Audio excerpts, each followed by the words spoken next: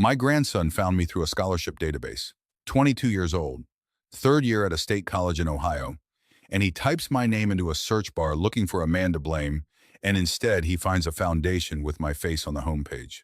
Within 9 hours, I had 180 missed calls, all from the same number, the number that belonged to the son who signed my restaurant over to himself while I was sitting in a rehab facility recovering from a stroke, and then had me moved into the cheapest assisted living wing he could find, and told the staff there that no calls, no visitors, and no mail were to reach me without his approval first. Before I tell you what I did with those 180 missed calls, let me know where you're watching from tonight, cousin, because wherever you are, I promise you this story is going to feel like it happened in your own family. And if you've ever been discarded by someone who shared your blood, hit like, hit subscribe, and stay with me. The lamp on my desk was the only light on in the whole building at that hour.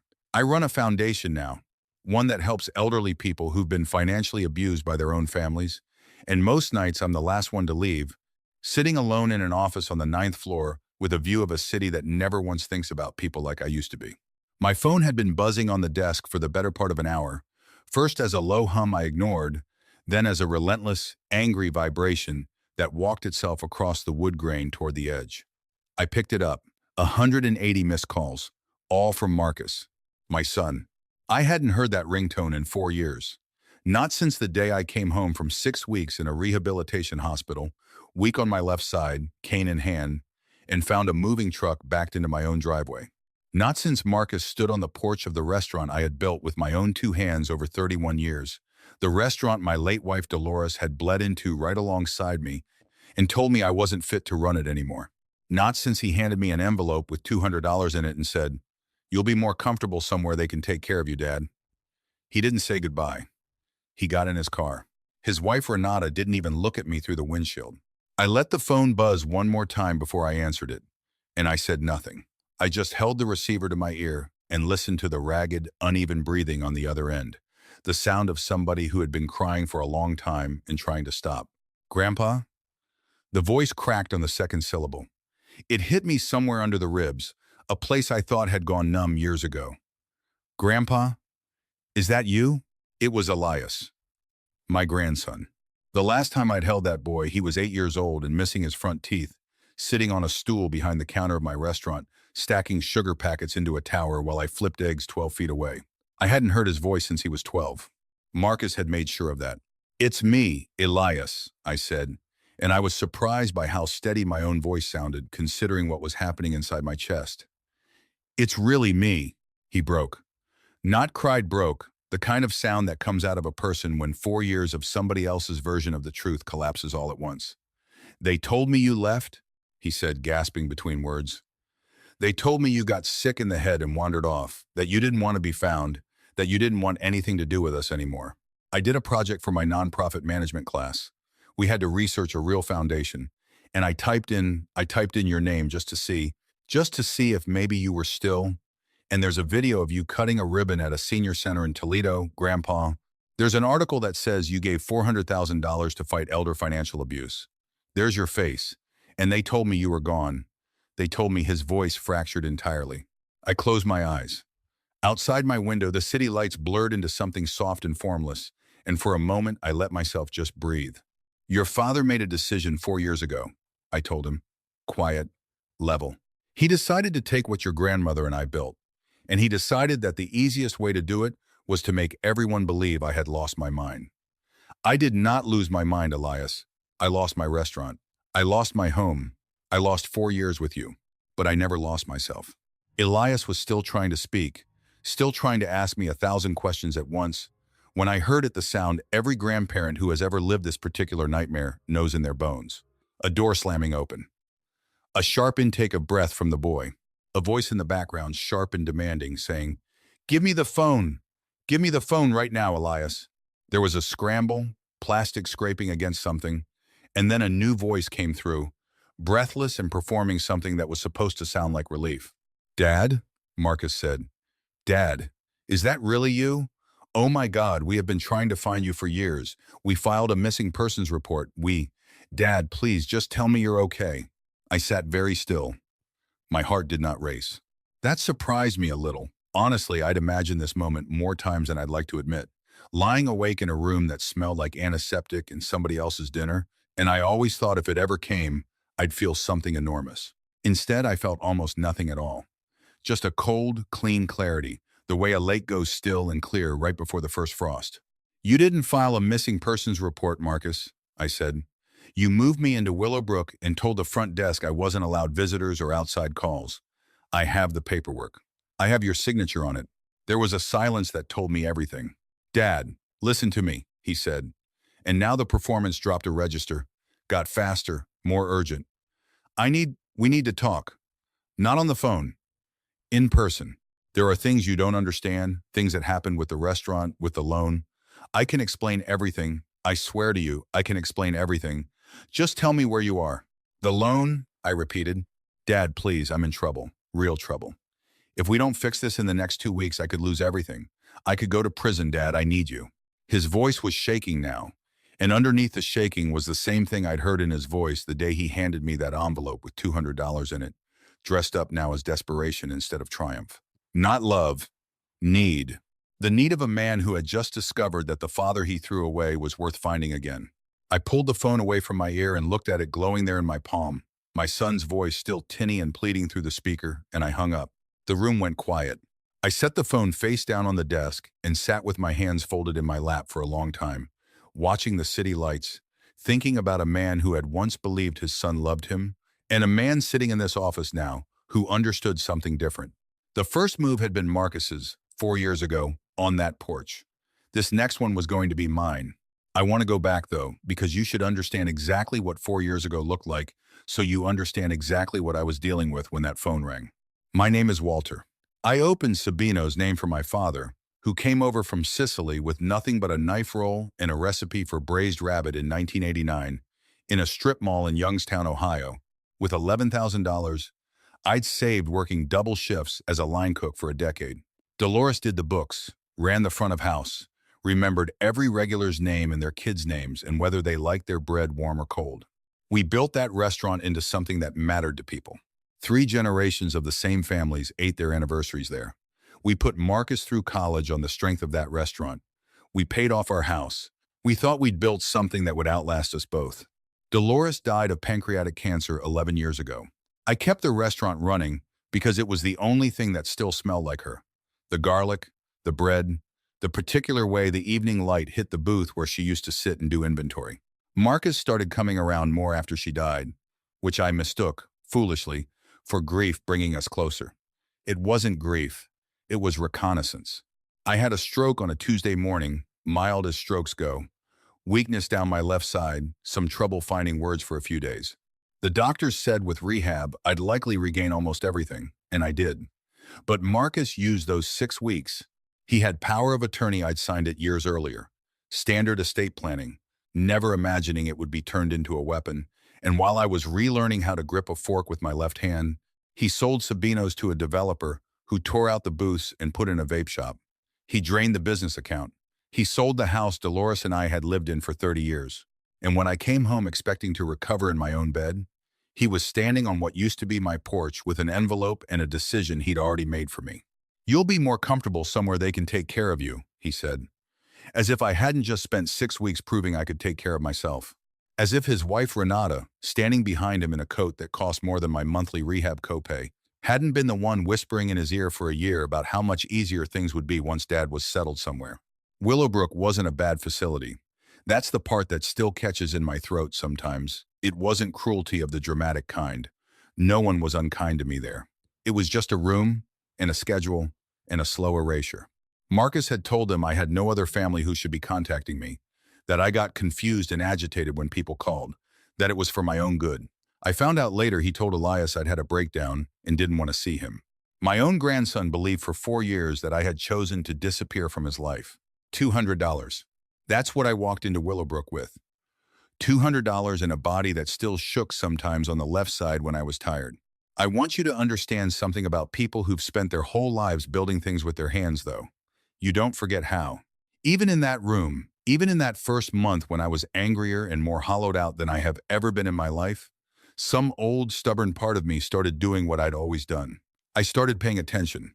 I made a friend at Willowbrook, A woman named Iris who'd been a paralegal for 30 years before her own daughter had tried something similar with her, and who had beaten it in court and gotten her house back.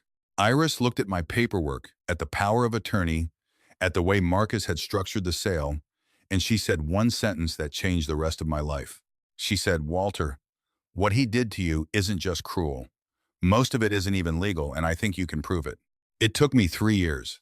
3 years of Iris walking me through what elder financial exploitation actually looks like under Ohio law, of a legal aid attorney named Priya taking my case for almost nothing, because she believed me, of finding the original loan documents Marcus had forged my signature on for the restaurant sale, of a forensic accountant tracing exactly where Dolores's and my life savings had gone. We won. Not with fireworks, with paperwork, patiently, relentlessly. The court didn't just void the fraudulent transactions. It awarded me a settlement, and because the case became a small but real precedent in how Ohio courts treated power of attorney abuse against stroke survivors, a foundation reached out to me. They wanted to know if I'd be willing to tell my story to help other people recognize what was happening to them before it was too late. I didn't just tell my story. I built something. I took what was left of the settlement and I used it as seed money. And over the last year, I've helped raise close to $400,000 for elder financial abuse prevention and legal aid across 3 counties. I sit on a board now. I've testified in front of a state legislative committee about strengthening power of attorney protections. There's a small article about it, and apparently that article is what a 22-year-old kid found when he typed his own grandfather's name into a search bar for a class project, expecting to find nothing, and instead found out his father had been lying to him for 4 years. So when Marcus called back the next morning, because of course he called back 17 more times before 9 a.m., I let it ring 3 times before I picked up, and I told him to meet me at my office, alone. He didn't come alone. I hadn't really expected him to. Marcus walked into my conference room in a suit that fit too tight across the shoulders, the kind of suit a man buys when he's still telling himself the story where he's successful. Renata came in behind him in heels that clicked too loud against the floor, holding a leather folder against her chest like a shield. Neither of them hugged me. Neither of them tried the performance of relief they'd offered on the phone. That told me more than anything they could have said. Marcus sat down across the glass table from me and, without so much as asking how I'd been, without asking about my health or my left hand or the 4 years he'd stolen, slid a folder across the table and said he needed $1,800,000 by the end of the month, or the bank was going to seize his development company. And there was a very real possibility, given some things he'd signed, that he could be facing federal fraud charges. I looked at the folder. I did not open it. "You forged my signature to sell a restaurant your mother and I spent our lives building," I said. "You emptied our accounts while I was learning to hold a fork again. You told a facility full of strangers that I was too confused to see my own grandson. And now you're asking me for $1,800,000. Dad, it's not like that. The situation with the restaurant was complicated. I was trying to protect the family's finances. There were decisions that had to be made fast. And you weren't in a position to—" "I was in a hospital bed," I said. "Recovering. That was the position I was in." Renata leaned forward then, and this is the part I want you to sit with, cousin, because it is the part that still, even now, takes my breath away a little. She looked at me with an expression of practiced, rehearsed sympathy, and she said that whatever happened with the business, we really needed to talk about Elias and how hard it had been on him growing up without a grandfather, how much damage my sudden absence had done to that boy, and that at minimum, given everything, I owed it to him to set up a trust fund immediately to make up for what he'd lost. I had walked out of that facility with $200 because Marcus decided I was a burden to be managed. And now, 4 years later, in my own conference room, his wife was informing me what I owed his son, as though the harm they had done to that boy was a debt I had personally incurred.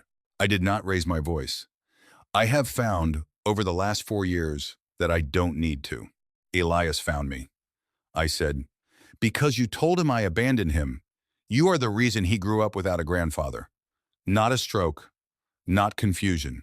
You, standing on a porch with an envelope, deciding I was worth $200 and a locked door." Marcus's jaw worked, but nothing came out. For the first time since he'd walked in, he looked less like a man executing a plan and more like a man watching one collapse in real time. "I'm not giving you a loan," I said. "I'm not giving you anything. But I am going to do something for Elias, because he is the only person in this room who did not choose any of this. I want to slow down here, because this is the part of the story people usually get wrong when they imagine what a moment like this feels like. There was no shouting. Renata's face went white, and Marcus opened his mouth twice like he was going to argue, and both times he closed it again because there was nothing left to argue with. I stood up. I told him the meeting was over. I told Marcus that the investigators from the State Attorney General's Elder Abuse Unit, the ones I now had a working relationship with, because I sit on committees with them, because I have spent 3 years learning exactly how this system works from the inside, would likely be very interested in the forgery on the original sale documents, and that this conversation had given me no reason to protect him from that anymore. He didn't say another word. He just stood, and Renata stood with him.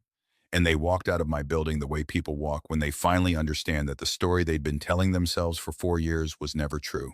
3 weeks later, I was invited to speak at a statewide fundraising gala for elder abuse prevention, the same event where the foundation planned to formally announce a new legal aid initiative. I'd helped fund the Dolores Fund, named for my wife, providing free legal representation to seniors fighting exactly the kind of theft that had been done to me. I hadn't planned for Marcus to be anywhere near that ballroom. I found out later that a business associate of his, someone still unaware of what he'd done, had brought him as a +1, hoping to network.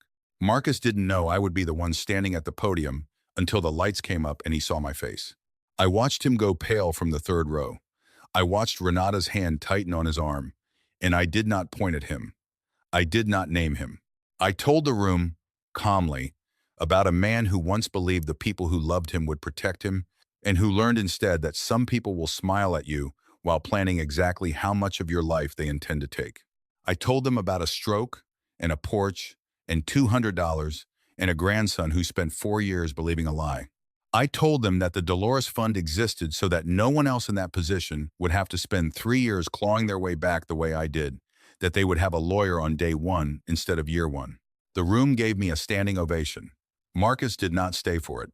He and Renata left before the applause ended. And I heard later, through channels I won't get into, that the state's investigation into the falsified power of attorney documents moved considerably faster after that night, helped along by an anonymous tip from someone at that gala who recognized exactly what they'd witnessed. Elias was in the audience too, in the second row, sitting with Priya, the attorney who'd fought for me. He hadn't known I was speaking that night either. Priya had simply told him it would be worth his time to attend, that he might learn something about his own family he needed to see with his own eyes. When I stepped down from the podium, he was standing there waiting, and this time when he said, "Grandpa," there was nothing broken in it. There was just a 22-year-old kid, crying openly in front of 300 strangers, wrapping his arms around a 70-year-old man who thought he might never get to do that again. We talk most weekends now, Elias and I. He finished his degree in nonprofit management this past spring, and he did it, notably, without a single dollar from a trust fund I never set up and never will. I told him early on that I would help him build a life, but I would not hand him one because I had already watched what an unearned inheritance had done to his father, and I refused to make that mistake twice with the same bloodline. He works part-time at the Dolores Fund now, filing intake paperwork for elderly clients who walk through our doors with stories that sound, in one detail or another, painfully like mine. He tells me it's the first job he's ever had that felt like it mattered. I believe him. Marcus is currently facing multiple charges related to forged financial documents and elder financial exploitation. I'm told the case will likely end in a plea agreement rather than a trial, restitution, and a suspended sentence contingent on supervised financial oversight for the next several years. I did not push for prison. I want to be honest with you about that, because I know some of you listening tonight want the satisfying ending where the villain rots behind bars, and I understand why. But I have spent 3 years now sitting across from elderly people who have been through exactly what I went through, and I've learned that what most of us actually want isn't cruelty in return. It's simply to never have to be that powerless again. Watching Marcus lose the thing he valued more than his own father, his freedom to operate without consequence, his image as a successful man, was its own kind of justice. And it was enough for me. I still have the envelope, the one with $200 in it, the one he handed me on the porch and told me I'd figure it out. I never spent that money. I kept it folded in a drawer for 4 years, through Willowbrook, through the lawsuit, through every night I lay awake wondering if I'd ever see my grandson again. Last month, the foundation opened a small, permanent exhibit in the lobby of the Dolores Fund office. Nothing elaborate, just a glass case near the entrance where every client who walks in can see it. Inside that case sits that same envelope and those same $200, and beneath it a small plaque that reads, "You will figure it out." He did. It sits there now for every frightened 70-year-old who walks through our doors thinking their family has already won, thinking there's no way back from what's been taken from them. I want them to look at that envelope and understand something it took me 3 long years to learn myself. Being discarded by your own blood does not mean you are finished. It does not mean you have lost your worth or your mind or your right to demand better. Sometimes the quietest, most patient people are the ones still standing at the end, long after the people who underestimated them have run out of road.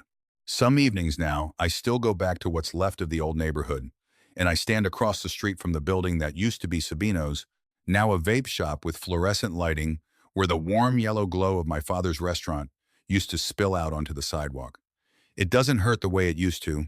I built something else instead, something that outlasts a single building, something that will still be helping people long after I'm gone, and something no one can forge my signature away from because it was never built on paper in the first place. It was built on every person who walked into my office after me and heard the same thing I needed to hear 4 years ago.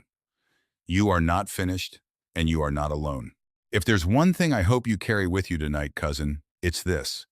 Love that only shows up once it discovers what you're worth was never love to begin with. It was an appraisal.